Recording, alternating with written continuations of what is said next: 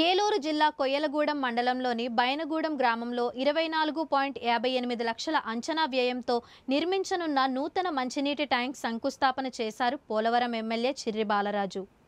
RWS Jal Jeevan mission పరిధిలో ఈ పనులు చేపడుతున్నట్లు పేర్కొన్నారు. ప్రతి ఇంటికి త్రాగునీటి సరఫరా కల్పించాలన్నదే కూటమి ప్రభుత్వ లక్ష్యమని, బడుగు బలహీన వర్గాల సమస్యల పరిష్కారం కూటమికే సాధ్యమని ఎమ్మెల్యే అన్నారు.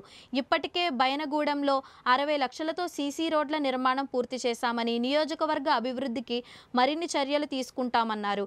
ఈ కార్యక్రమంలో జనసేన మండల అధ్యక్షుడు ఆకుల రవి, టౌన్ అధ్యక్షుడు మాదేపల్లి శ్రీను, కూటమి నాయకులు మద్దు తేజ, అధికారులు, కార్యకర్తలు పాల్గొన్నారు.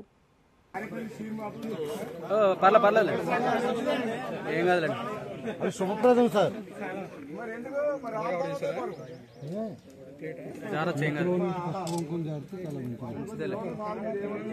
అంటే కావాలని పడేస్తే అన్ఎక్స్పెక్టెడ్ గా జరుగుతుంది. ఎవరి చేతులు జరగచ్చు. లేదు లేదు లేదు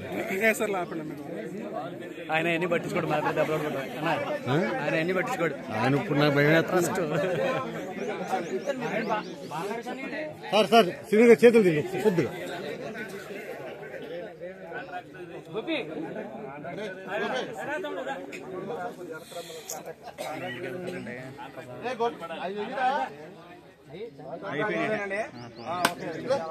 కొద్దిగా వెనక్కుండు కొంచెం వెనక్కుండాలి, అందరూ కనపడాలి.